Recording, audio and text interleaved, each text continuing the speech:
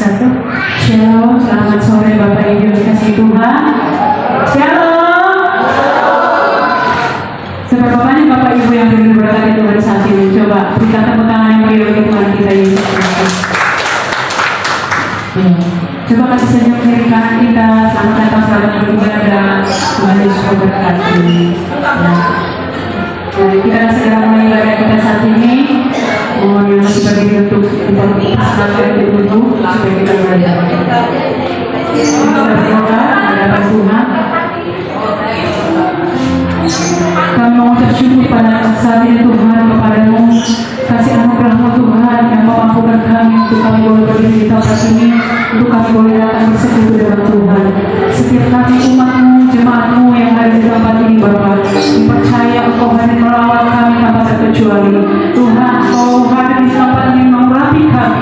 Kami yang sakit akan disembuhkan, kami yang lemah akan dikuatkan, bahkan Tuhan, kami yang takut akan diberikan Tuhan sukacita, bahkan diberikan penghiburan oleh Tuhan. Terima kasih Bapak, kami serahkan acara kami dari awal pertengahan hingga akhirnya. Biarlah Tuhan sendiri ambil alih dalam ibadah kami saat ini, dan biarlah kami Tuhan boleh dikuatkan, diteguhkan melalui ibadah kami hari ini. Terima kasih Tuhan, setiap kami yang ambil bagian dalam pelayanan ini, kami percaya Tuhan, pakai kami, urapi kami sesuai dengan kehendak dan rencana. Terpujilah Engkau Tuhan dari tempat ini, dari sekarang sampai selama-lamanya. Dan di dalam nama Yesus kami berdoa dan bersyukur. Haleluya. Tuhan adalah Tuhan yang sangat baik bagi kita. Karena kebaikannya itu membuat kita mulai untuk memuji, memuliakan Dia. Hanya Dialah yang layak kita puji dan kita muliakan. Haleluya. Katakan Yesus dalam bersatu. Kau sungguh baik, Yesus.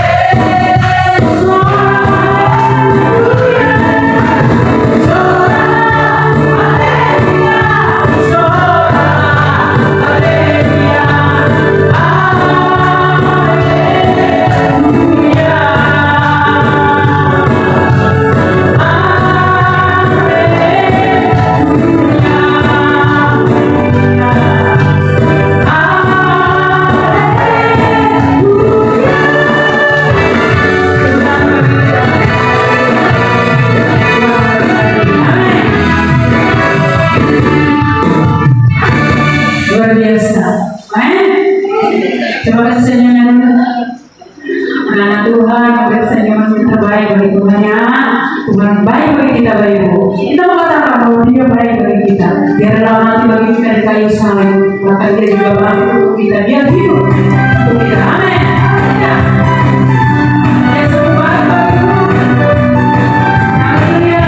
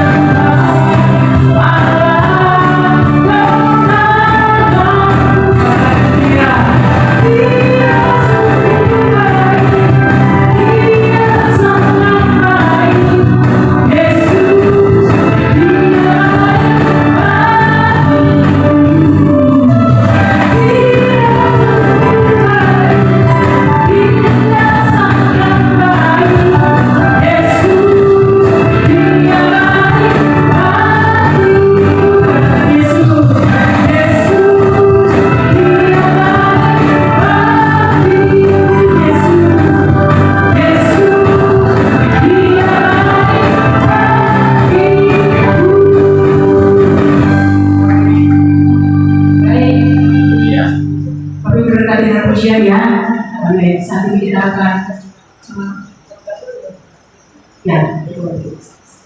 ada kesaksian dari oma-oma yang mau menyaksikan kebaikan Tuhan, mungkin sepanjang minggu atau sepanjang kemarin atau sepanjang tahun yang pernah dialami bersama dengan Tuhan, atau mungkin pernah disembuhkan dari sakit penyakit, atau pernah membutuhkan sesuatu biaya yang terlalu besar, tiba-tiba Tuhan kirim lagi orang-orang yang sekitarnya boleh bersaksi di depannya di hadapan Tuhan.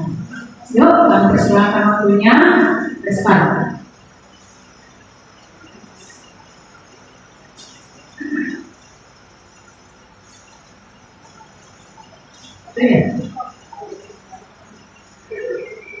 Saya percaya kita semua di sini pernah mengalami kebaikan Tuhan. Sekarang kalau bisa duduk di situ, itu kebaikan Tuhan. Ya, kita masih bisa bernapas, itu kebaikan Tuhan. Ya, mungkin kita berpikir hanya yang berupa spektakuler, baru itu mujizat Tuhan, itu kebaikan Tuhan. Bukan. Apa yang kita alami sekarang pun kita masih bisa makan, kita masih bisa ya hidup, itu anugerah Tuhan yang masih bisa seperti. Yang mau bersaksi, kalau memang tidak ada, saya akan lanjutkan ibadah ini. Baiklah, kami berdoa fokus dari tim doa rumah doa ministry. Semoga semua umat Tuhan di sini terus mengalami kasih Tuhan, terus mengalami mujizat Tuhan, sehingga mungkin nanti kami datang lagi ke sini akan berbondong-bondong untuk bersaksi dengan Tuhan. Amin. Baiklah, kita akan mendengar firman Tuhan. Siapkan hati kita untuk mendengarkan firman Tuhan melalui hamba-Nya. Firman Tuhan yang tersampaikan kali ini. Haleluya. Kerinduan kami Tuhan senantiasa mendengarkan hati-Nya. Terima kasih Tuhan. Siapkan hati kami.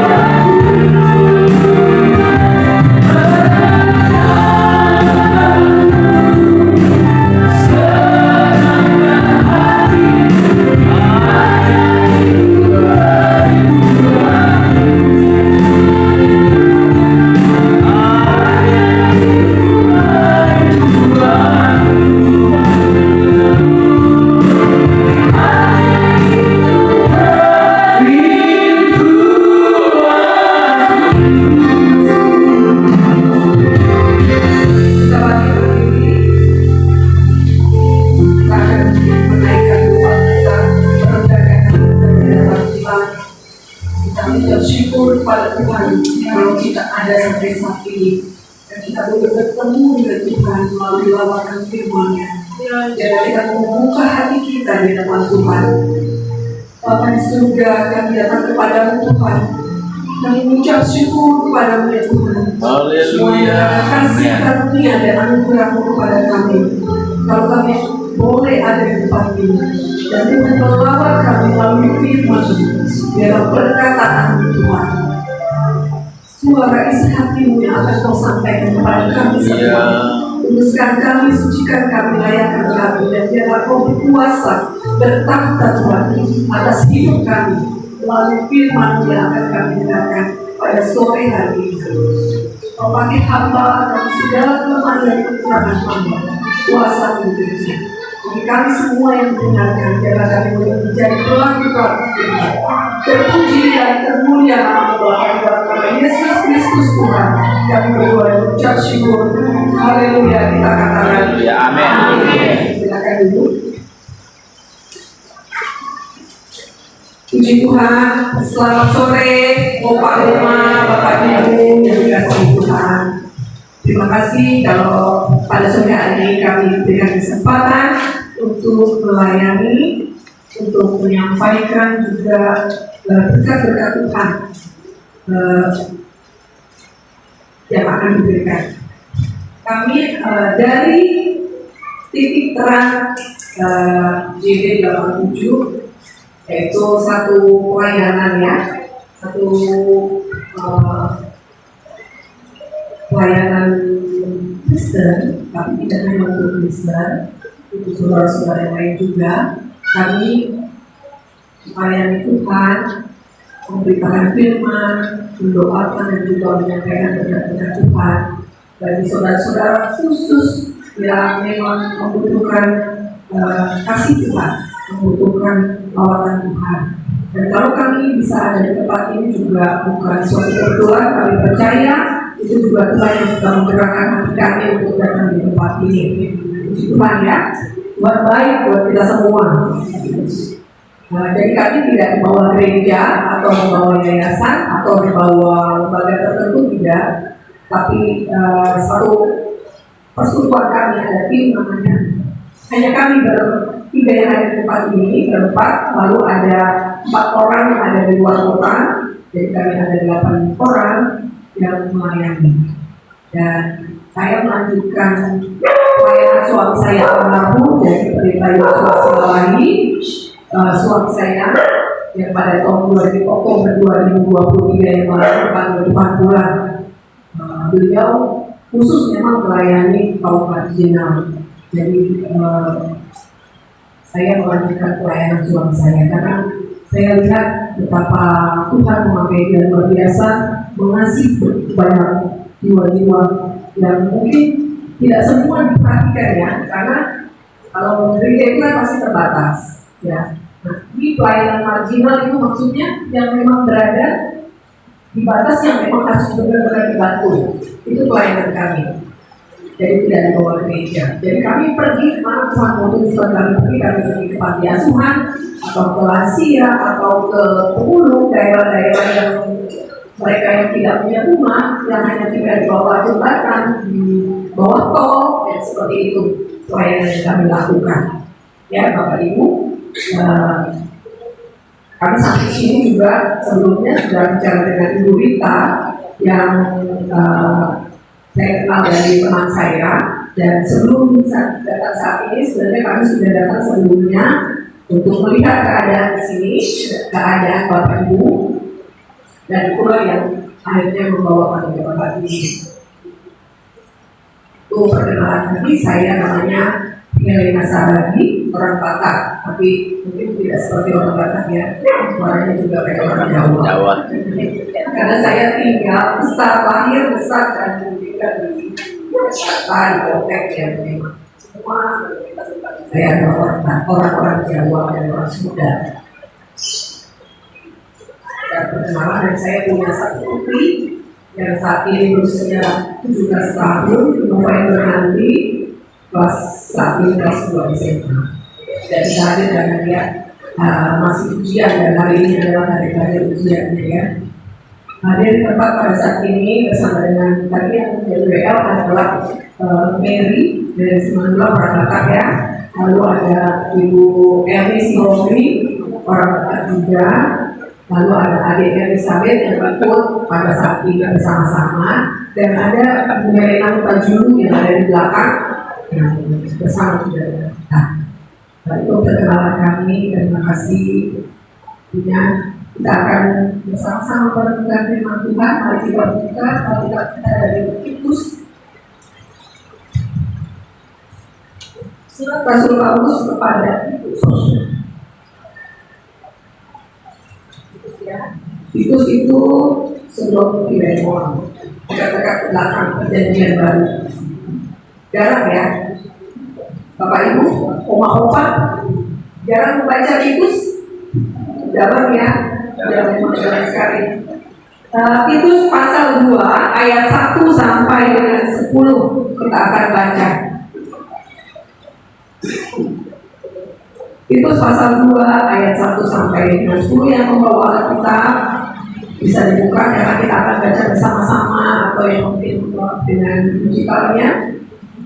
Siapkan, kita akan baca bersama dari judul pokoknya ya. Kita hitungan ketiga, kita mulai 1, 2, 3. Kewajiban orang tua pemuda dan hamba. Tetapi engkau beritakanlah apa yang sesuai dengan ajaran kesehatan. Laki-laki yang tua dalam hidup sederhana, terhormat, bijaksana, sehat dalam iman, dalam kasih dan dalam ketekunan. Demikianlah juga perempuan-perempuan yang tua dalam mereka itu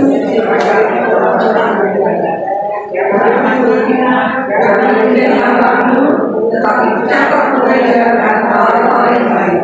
Dan dengan demikian mendidik perempuan-perempuan juga kasih suami dan anak-anaknya, hidup bijaksana dan suci, rajin mengatur rumah tangganya, baik hati dan taat kepada suaminya, agar firman Allah jangan dihujat orang.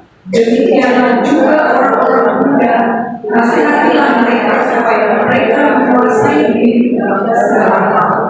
Dan jadikanlah diri sendiri suatu teladan dalam berbuat baik.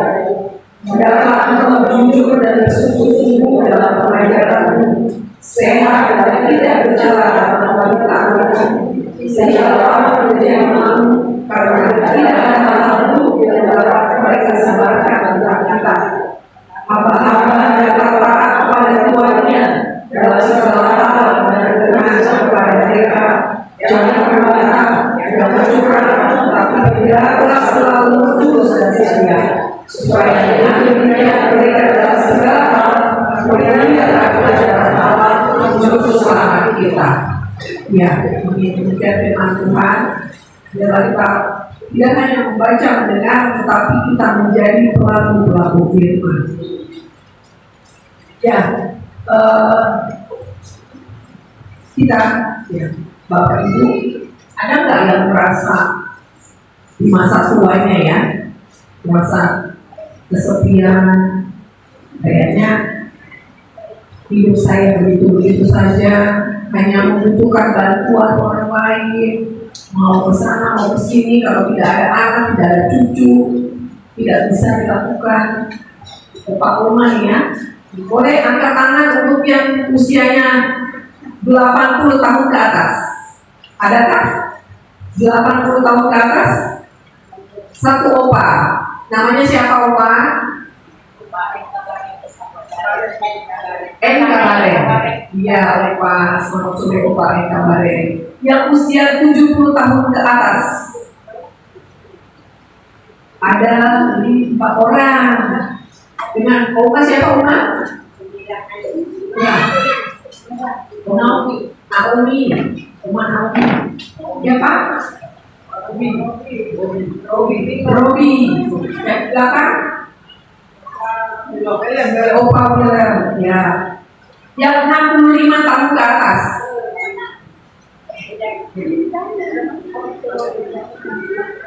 Ya, oke, cukup banyak ya, 60 tahun ke atas. Ya, di atas 50 tahun, sisanya ya berarti ya. Atau ada juga yang 40 tahun, 40 tahun ke atas sampai 50, enggak ya? Oke, saya sendiri usianya 55 tahun, begitu kan?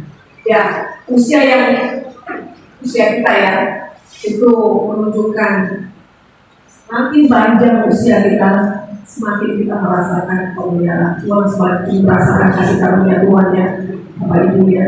Nah, yang kita baca hari ini ada seperti pertanyaan saya, adakah dari kita yang merasa sepi, merasa tidak berguna dalam hidupnya di usia-usia tua ini, lalu merasa tidak bisa melakukan apa-apa? Ya, melalui firman Tuhan pada saat ini yang kita baca, Rasul Paulus menyampaikan kepada Titus. Titus ini adalah seorang muda, dia masih sangat muda. Ya, Titus ini adalah anak rohaninya Rasul Paulus. Dia bertobat dari pelayanan Rasul Paulus. Rasul Paulus yang kita baca tadi ya, yang kita baca pasal 2 itu adalah sebuah surat yang dituliskan oleh Rasul Paulus kepada Titus, anak rohaninya, yang tadinya hidupnya tidak benar, tapi karena pelayanan Rasul Paulus akhirnya Titus bertobat dan dia menjadi anak rohani dan dia menjadi teman sepelayanan Rasul Paulus. Pada saat ini surat ini ditulis, Titus ini dia seorang anak muda ini, dia ditinggal sama Rasul Paulus untuk melanjutkan pelayanannya. Jadi dia ditinggal di sebuah pulau, ya, pulau di pasal 1 ayat yang kelima. Di situ disebutkan Titus itu tinggal di sebuah pulau yang namanya Pulau Kreta. Pulau Kreta itu ada di barat daya Asia Kecil, Laut Tengah. Itulah tempat Titus yang pada saat itu dia dikasih tugas tanggung jawab yang cukup berat. Ya, jadi sebelumnya bersama dengan Rasul Paulus bersama-sama melayani di tempat itu, bersama-sama melayani di Pulau Kreta, melayani jemaat-jemaat orang-orang yang sudah percaya pada Yesus, yang sudah mengenal Yesus. Lalu Rasul Paulus melanjutkan pelayanannya, menyebarkan Injil Kristus, dan teruslah ditinggal di Kreta itu untuk mengajarkan kebenaran firman Tuhan. Kenapa sampai Rasul Paulus menulis kata-kata yang seperti ini? Kenapa sampai Rasul Paulus kok ada nasihatnya yang diingatkan kepada Titus, sampaikan kepada orang-orang tua, perempuan-perempuan tua, laki-laki tua, apa yang harus dilakukan? Karena pada saat itu di Pulau Kreta itu ada ajaran-ajaran yang sudah mulai kacau. Itu kita bisa baca di pasal 1. Di pasal 1 ayat yang mulai dari yang ke-10 sampai yang ke-15 akan bagaimana kehidupan orang-orang di Pulau Kreta itu hidupnya udah gak benar. Ya, di tempat itu mereka hidup tidak benar. Bahkan keluarga-keluarga, kehidupan suami istri, kehidupan anak-anak itu semua tidak mengikuti firman Tuhan. Di situ disebutkan di pasal 1 sebelumnya, mereka hidupnya pembohong, malas bekerja, saling menghancurkan satu dengan yang lain, bahkan rumah tangga bercekcok, saling menjatuhkan, istri tidak menghargai suami, suami tidak menghargai istri, anak-anak membangkang. Seperti itulah keadaan di Pulau Kreta itu. Dan ajaran-ajaran sesat yang terjadi pada saat itu di Pulau Kreta mengajarkan, membiarkan hal-hal yang seperti itu dianggap baik, biasa-biasa saja. Sehingga Rasul Paulus perlu menuliskan surat kepada Titus, anak muda ini, untuk memberitakan apa yang sebenarnya benar, apa yang seharusnya dilakukan oleh anak-anak Tuhan, oleh orang-orang percaya, oleh orang-orang yang sudah diselamatkan Tuhan. Hal yang tadi saya sebutkan itu hal yang tidak benar. Kita pun melihat keadaan yang saat ini, bagaimana banyak rumah tangga yang mulai hancur. Benar Bapak Ibu? Rumah tangga Kristen, kalau dulu dibilang orang-orang Kristen tidak mungkin bercerai, karena pada saat dia nikah diberkati Tuhan, ada janjinya di hadapan Tuhan. Tidak ada satupun yang dapat memisahkan kita dari pasangan kita, kecuali maut, kematian. Tapi yang terjadi saat ini apa Bapak Ibu? Luar biasa ya yang terjadi ya. Keluarga-keluarga Kristen banyak yang hancur. Itu juga pokok doa kami. Banyak kami kenal juga yang mengalami permasalahan dalam rumah tangga. Itu menjadi perhatian khusus buat kita juga.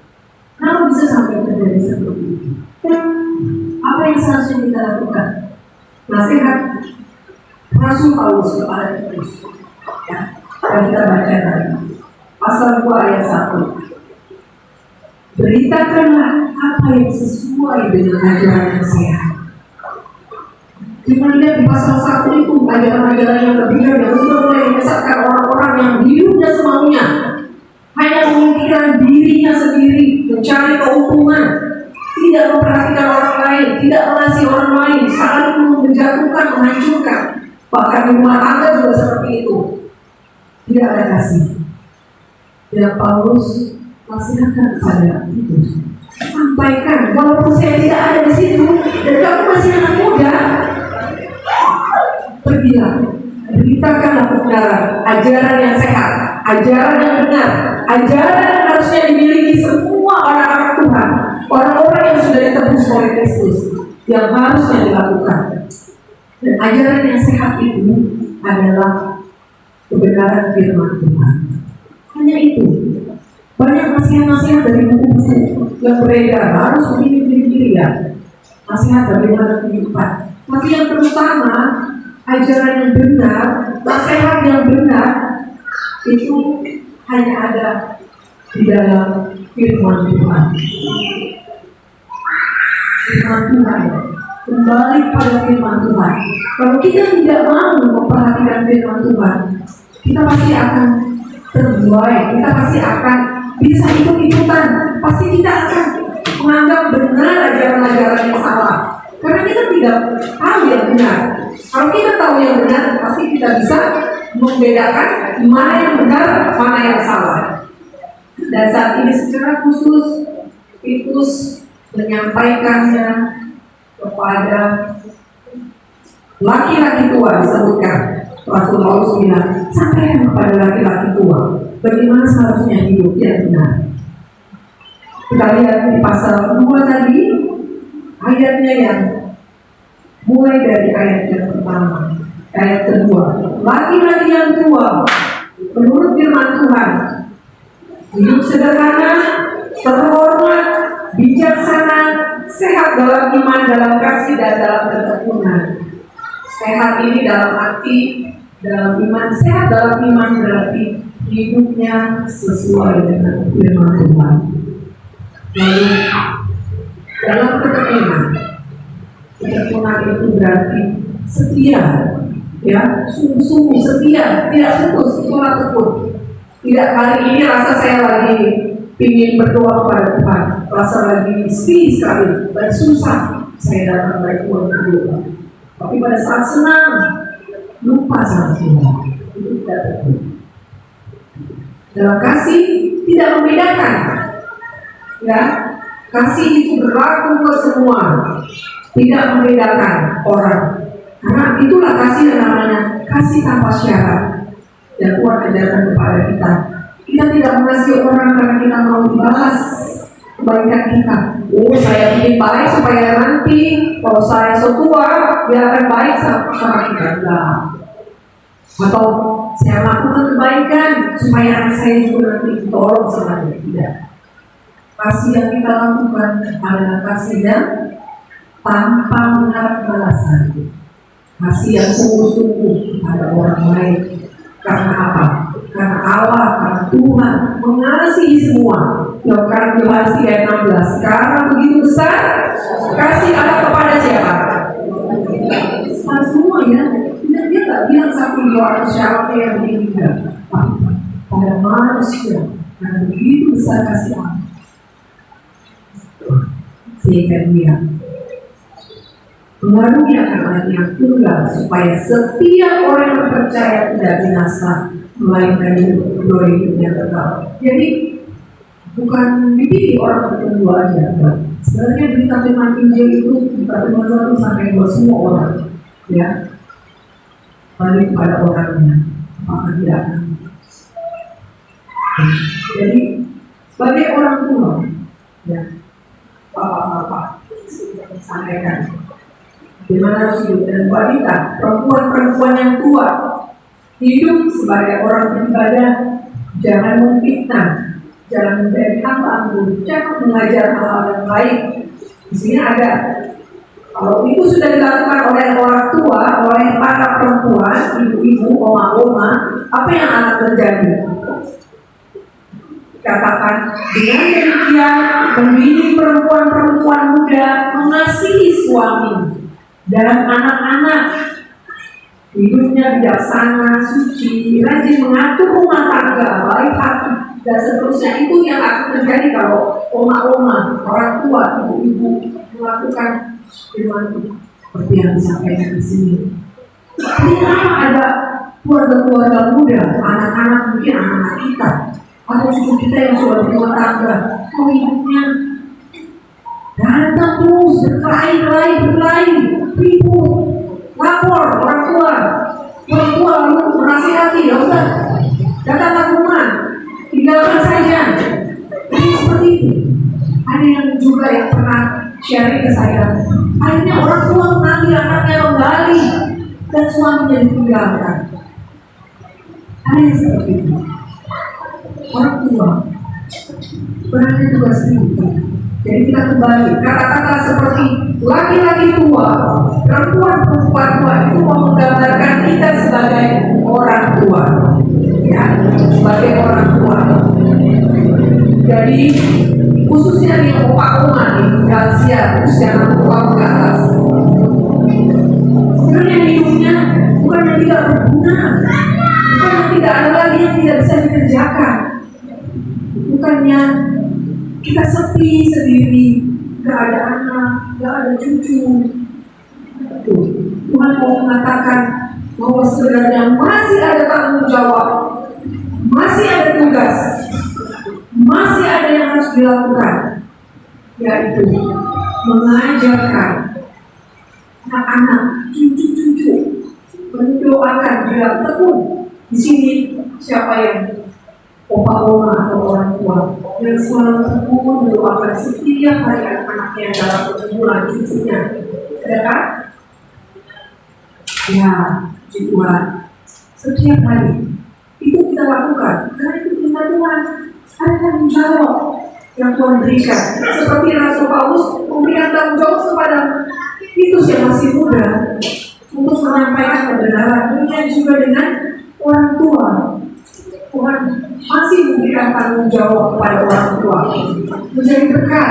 Jadi jangan takut menjadi tua, ya, tidak berguna, merasa tidak berguna. Jangan takut. Kenapa? Karena firman Tuhan mengatakan kita menjadi tua masih ada yang harus kita kerjakan, masih ada tanggung jawab yang besar. Ini besar tanggung jawabnya, bukan main-main tanggung jawab opa oma nih, orang tua. Luar biasa besar sekali tanggung jawabnya. Hidup disuruh tekun, disuruh bertekun. Bertekun ngapain? Berdoa, beribadah, mendengar firman Tuhan. Karena apa yang mau kita sampaikan kepada anak cucu kita kalau bukan firman Tuhan? Yang bisa menyampaikan firman Tuhan. Jadi oma-oma, bapak ibu sangat besar sekali dan percayakan Tuhan. Bersyukur kalau oma-oma sebagai orang tua mempunyai anak-anak yang hidup di dalam Tuhan, dan opa-oma sudah melakukannya dengan baik. Katakan buah tidak akan jatuh jauh dari pohonnya. Kita inginkan buah kita adalah buah yang baik, yang bisa menjadi berkat dinikmati oleh anak cucu kita, yang bisa dinikmati oleh sesama kita. Kita ingin seperti itu, menjadi opa-oma, menjadi orang tua yang seperti itu, yang benar-benar kita lakukan dengan pertolongan Tuhan. Kita rasa tidak mampu, Tuhan.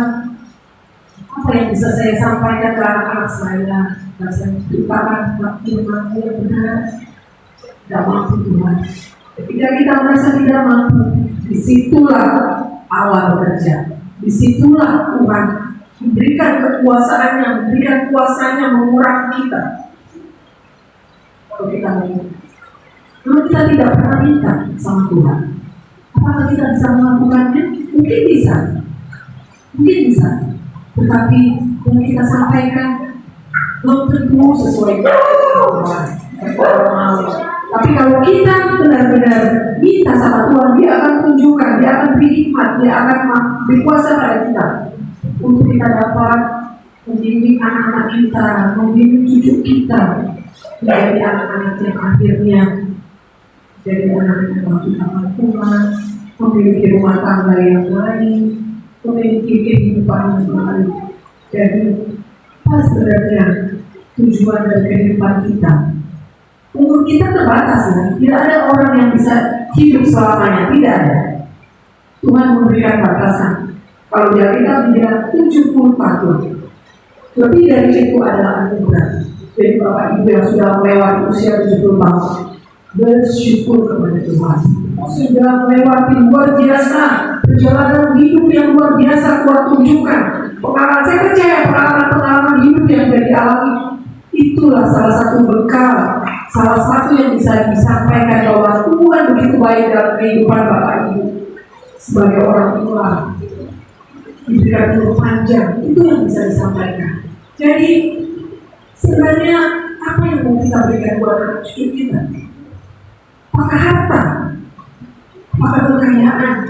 Pekerjaan, warisan, usaha? Bukan itu. Yang utama adalah yang Tuhan inginkan adalah warisan iman Bapak Ibu. Jadi oma-opa, Bapak Ibu sekalian, nah, warisan imanlah yang terutama bagi anak dan cucu-cucu kita. Warisan iman yang seperti apa? Tadi sudah disampaikan, sebagai laki-laki tua, sebagai perempuan-perempuan tua atau orang tua yang disebut, ya, mengajarkan kebenaran kepada anak-anak. Teguh dalam berdoa, doakan anak-anak cucu. Mereka juga mengalami pergumulan yang berat. Tidak mudah, apalagi hidup sekarang ini tidak mudah. Kita tahu banyak orang yang akhirnya mencari jalan pintas karena beratnya pergumulan hidup, susahnya pekerjaan. Banyak orang di PHK. Belakangan ini keadaan ekonomi memang semakin sulit. Sudah sarjana pun tidak bisa bekerja. Yang bekerja aja di PHK. Dan ini akan terus berlanjut. Kondisi seperti ini akan berlanjut. Kalau kita tidak kuat, banyak yang akan terjadi. Akhirnya mencari jalan pintas, mengakhiri hidupnya dengan bunuh diri. Dan itu yang sudah banyak terjadi. Ya. Dia berpikir bahwa dengan mengakhiri hidup bunuh diri selesai semuanya. Bahkan dia berpikir, orang tuanya berpikir, aduh saya sayang sekali sama anak saya nggak mau anak saya menderita, mengalami kesusahan seperti yang saya alami. Akhirnya anak-anaknya pun dibunuh, diracun, karena berpikir kasihan. Kenapa bisa seperti itu keputusan seorang orang tua terhadap keluarga dan anak-anak? Dia tidak tahu yang benar, ajaran yang salah yang dia tangkap dalam otaknya. Dia nggak tahu kebenaran firman Tuhan. Hari ini kita belajar bahwa firman Tuhan itu yang pernah ditinggalkan. Bapak Ibu, biarlah selalu beribadah dalam kepada Tuhan, dalam persekutuan yang ada di tempat ini, ada persekutuan syukur, semangat bawa anak cucu kita beribadah pada Tuhan. Tekun di dalam doa. Bapak Ibu doakan anak cucu yang mengalami pergumulan berat. Anak sekarang, anak sekolah sekarang, mereka pun mengalami pergumulan yang sangat berat. Mereka hidupnya lebih banyak dengan dunia maya, dengan digital, elektronik. Tidak seperti kita dulu. Kehidupan kita bersosialisasi, berkomunikasi dengan sesama, dengan orang, ya kan? Kalau anak-anak sekarang enggak. Mereka lebih banyak mengurung diri di dalam kamar, asik dengan handphonenya, belajar Saya belajar kok, belajar pakai handphone juga, akhirnya buka yang lain-lain. Dan di handphone itu isinya sudah macam-macam. Mengerikan. Mengerikan sekali. Kalau tidak tugas tanggung jawab orang tua, anak kita bisa salah. Kehidupan mereka bisa hancur. Kita ingin mewarisi iman kan, supaya kehidupan keluarga besar kita masuk dalam kehidupan kekal, masuk surga diselamatkan oleh Tuhan. Dan itu tidak mudah. Itulah yang dibilang tanggung jawab sebagai orang tua, mengajarkan kebenaran kepada anak-anak dan cucu-cucu kita. Sabar sebagai orang tua. Mungkin kalau kita ajari, mungkin mereka tidak dengan cepat ya. Kita panggil aja mungkin nolak. Aku lagi ini, aku lagi sibuknya, aku lagi kerjakan tugas ini. Menolak. Atau disuruh datang ke rumah, berkunjung ke rumah, kita mau bicara-bicara. Oma, opa, aku bapak ibu sudah kangen dengan anak-anak. Mungkin jawabannya harus saya sibuk, banyak pekerjaan, belum sempat papa mama, belum sempat. Berdoa, doakan, sampaikan kepada Tuhan. Tuhan, aku merindukan mereka. Aku ingin menyampaikan kebenaran. Aku ingin mendidik mereka supaya mereka mewarisi imanku, supaya mereka hidup baik dan benar. Berdoa, pasti ada Tuhan akan berjalan. Tuhan akan memberikan kesempatan yang sangat baik untuk bisa bertemu. Kalau tidak datang juga tetap bertemu di dalam doa yang dikatakan, tetap bertemu dalam doa. Itulah warisan iman yang bisa kita berikan kepada anak-anak dan cucu-cucu kita, sehingga mereka akan hidup di dalam Tuhan. Walaupun di tengah-tengah lingkungan atau di dunia yang semakin rusak, semakin hancur, semakin susah, dan semakin berat, kita bisa kuat, kita bisa bertahan. Bapak Ibu, apa sebenarnya? Kenapa kita harus lakukan itu? Apa kita harus mengajarkan kebenaran itu? Atau setia di dalam doa-doa mereka beribadah ataupun membaca Alkitab? Apa sebenarnya tujuan dari semua itu? Kita lihat di dalam Titus tadi ya, dalam Titus pasal 2, Tuhan menyampaikan melalui Rasul Paulus. Rasul Paulus memberikan hikmat ya dari Tuhan bahwa pasal 2 ayat yang ke-10b, kenapa kita harus melakukan itu? Dan kenapa kita harus mewarisi iman? Supaya dalam segala hal memuliakan ajaran Allah, Juru Selamat kita. Itulah tujuannya. Dengan cara kita mengerjakan tanggung jawab, menjadi berkat buat anak cucu kita, mengajarkan yang benar kepada mereka, berarti kita memuliakan Allah.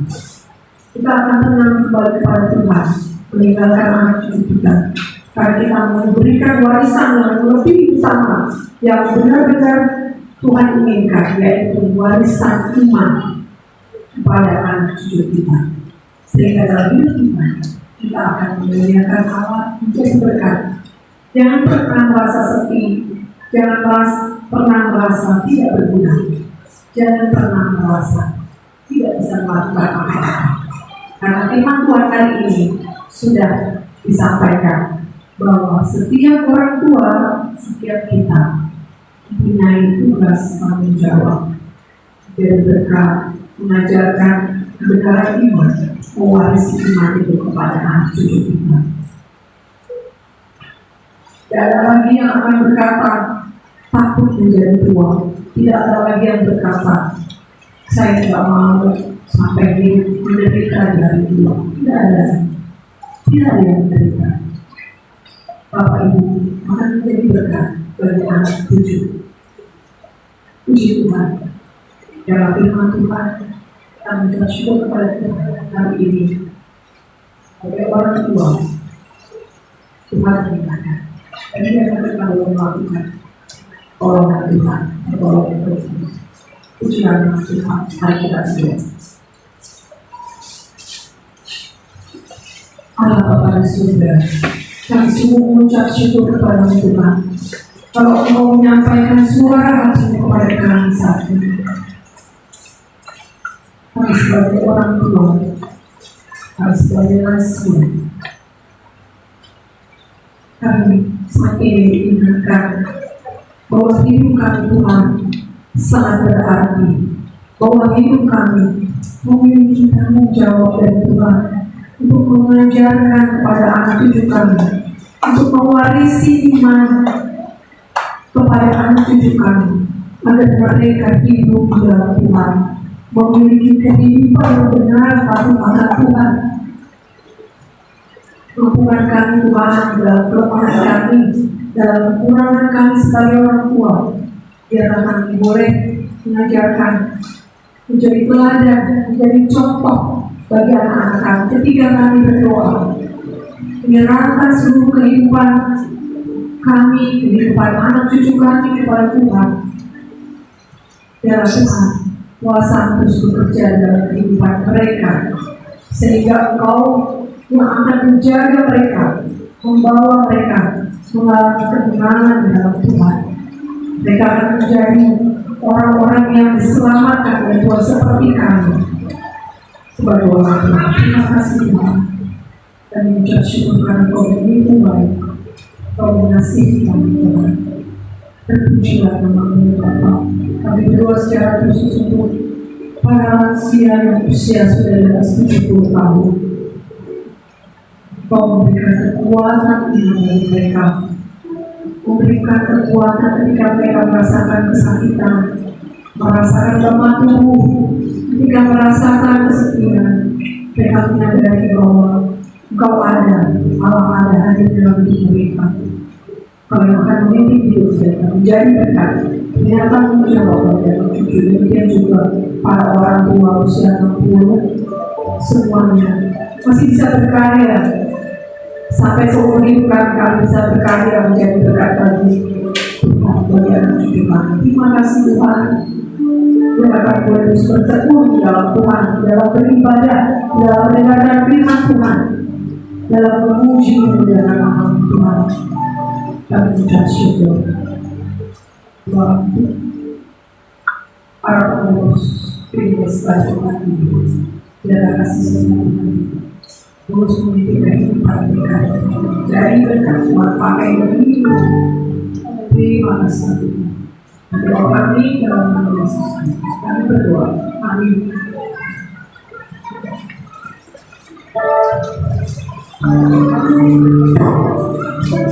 Terima kasih untuk firman yang saya sampaikan. Firman Tuhan itu jelas akan disampaikan kepada kita, agar kita sebagai orang tua mereka hukum dia beribadah menjadi saudara dari anak kita dan sebagai orang di sekitar kita. Dalam mereka bersemangat kepada Tuhan, semua kita berdoa kepada Tuhan. Bapak juga terima kasih Tuhan kepada firman-Mu. Tuhan pernah memberikan pemberian bangsa ini.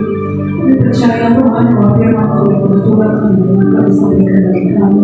Kami tahu Tuhan berjanji Tuhan yang sampaikan dari kami Tuhan, dan tugas dan tanggung jawab yang harus kami lakukan atas hidup kami yang baik. Terima kasih Tuhan. Berdoa Tuhan, Tuhan dari surga yang berfirman untuk semakin berlatih dan berlakiran Tuhan Tuhan menaruh bersama firman itu menjadi satu bayangan Tuhan dari setiap jiwa yang ada. Puji nama Bapa Surga memberikan kesempatan segala Tuhan boleh berdiri kepada Tuhan. Kita Tuhan membuat setiap tangan kami dan Tuhan yang memberikan sukacita kepada Tuhan. Apapun yang kami kerjakan Tuhan yang berkenan di mata Tuhan, Engkau akan membuat berhasil. Puji nama Bapa dalam nama Yesus, berdoa dan siap beri kepada Tuhan yang terkait selamat datang. Amin. Segala puji syukur.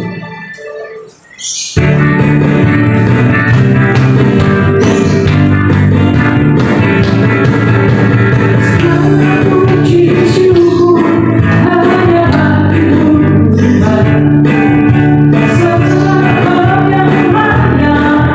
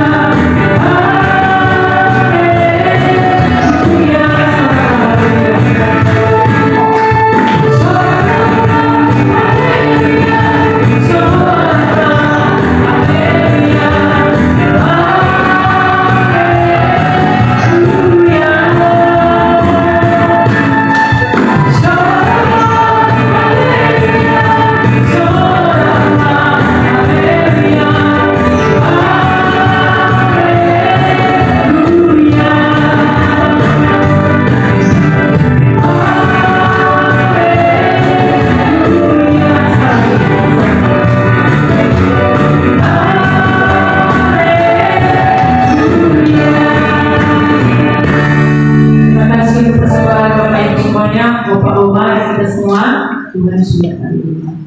Tuhan berkati kita. Doa dan selanjutnya serahkan kepada Ibu Erni. Sabar, Yesus menemukan doa-doa dari